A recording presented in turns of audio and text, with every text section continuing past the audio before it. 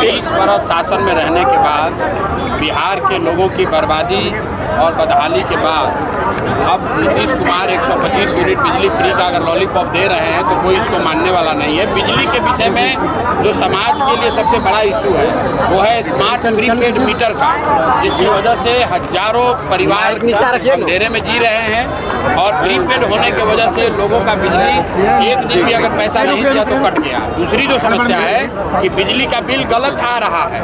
आप बताइए, अगर 100 रुपये के बजाय 500 रुपये बिल आए और फिर उसमें 100 यूनिट आप फ्री कर दीजिए, उससे फ़ायदा क्या है? लोगों का तो उससे नुकसान है। जनता इस ढांचे में आने वाली नहीं है। नीतीश कुमार की विदाई तय है। नवंबर के बाद यहाँ बिहार में नया मुख्यमंत्री बन रहा है। एडीजी कहा है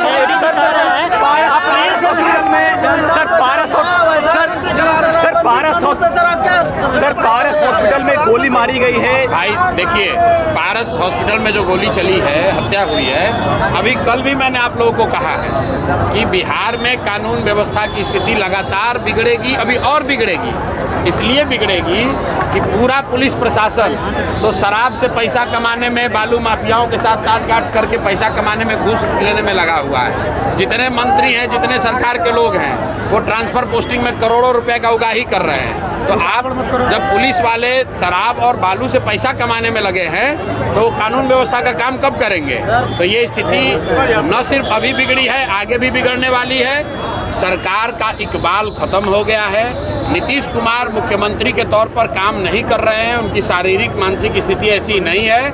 ये बात पिछले कई महीनों से मैं कह रहा हूँ। परिवार का मुखिया, सरकार का मुखिया ही जब अचेतन अवस्था में रहेगा तो निश्चित तौर पर ये स्थिति होगी। ये स्थिति और भयावह होने वाली है। एडीजी कह रहे हैं कि अप्रैल से जून के बीच में ही किसान को काम नहीं होता, इसलिए अपराध बढ़ रहा है। अब एडीजी लॉ एंड ऑर्डर को अगर ऐसा लग रहा है कि किसान जो है वो फ्री है इसलिए अपराध कर रहा है, तो ये उस अफसर की मानसिकता को दिखाता है, सरकार की मानसिकता को दिखाता है और ये बताता है कि बिहार में स्थिति दिनों दिन क्यों खराब हो रही है। जिम्मेवारी लेने के बजाय, अफसरों पर कार्रवाई होने के बजाय अफसर समाज पर, किसानों पर, मजदूरों पर इसका दोषारोपण कर रहे हैं। पारस हॉस्पिटल में जहाँ पर ये हत्या हुई है वो कोई किसान जाकर थोड़ी ना मारा है। वीडियो जारी हुआ है, देख लीजिए। बाज़ाब्ता लोग 5 गन लेकर जा रहे हैं और जीन्स पैंट से और शर्ट से निकाल कर मार रहे हैं। और एडीजी लॉ एंड ऑर्डर को किसान खेत में रोपनी करने वाला दिख रहा है तो उनको आँख की जांच कराने की जरूरत है। कि शराबबंदी की बात करने वाले लोग बेशर्म हैं।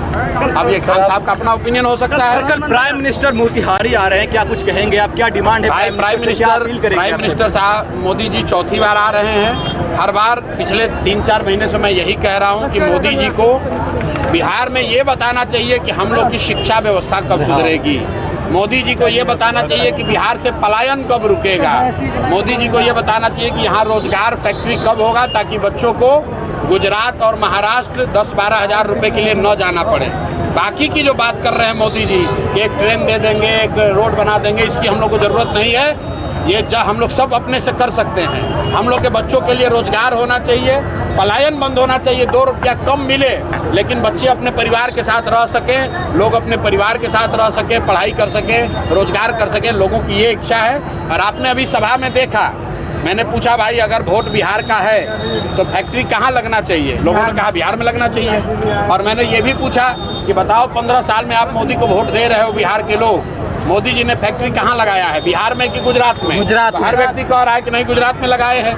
और फिर मैंने लोगों से पूछा कि ये आपको आगे मंजूर है? तो लोगों ने कहा ये मंजूर नहीं है। अब ये नहीं चलेगा कि आप वोट बिहार में लीजिएगा और फैक्ट्री गुजरात में लगाइएगा। बिहार में बदलाव होगा, बिहार में जनता का राज होगा, बच्चों के लिए शिक्षा रोजगार होगा। अगले महीने से सर 125 यूनिट बिजली फ्री कर दी गई है बिहार में। क्या